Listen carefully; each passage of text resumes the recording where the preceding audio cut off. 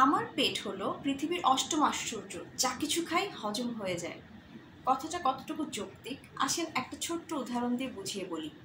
কেউ যখন জীবনের প্রথম অ্যালকোহল নেয় অথবা স্মোকিং করে, তার বডি সেটা রিফিউজ করে। অ্যালকোহল নিলে সেটা টেস্টটা বিটার হয় বা তার একটু নশিয়া, ভমিটিং এই ধরনের সিমটমগুলো দেখা দেয়। বা স্মোকিং করলেও কিন্তু তার একটু কফের সমস্যা, খুসখুস কাশি এই ধরনের সমস্যাগুলো হয়। কিন্তু দিনের সাথে সাথে তার শরীর কিন্তু এগুলো অ্যাডপ্ট করে নেয়। তার মানে কি এটা যে আপনার শরীরের জন্য অ্যালকোহল অথবা স্মোকিং এগুলো ভালো? এগুলো ভালো না।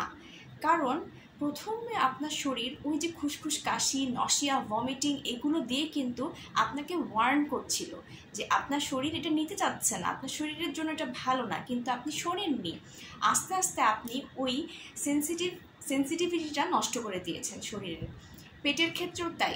আপনি যখন কোনো বাজে খাবার, যেমন জাঙ্ক ফুড অথবা প্রসেস খাবার যেগুলো আমাদের শরীরের জন্য ভালো না, জীবনের প্রথম যখন খান, তখনও সেটা আপনাকে ওয়ার্নিং দেয়। আপনার পেট ব্যথা হয়, হয়তো শরীর খারাপ করে, কিন্তু ডে বাই ডে যখন আপনি ওটা সবসময় নেন, তখন কিন্তু আপনার আর খারাপ লাগে না।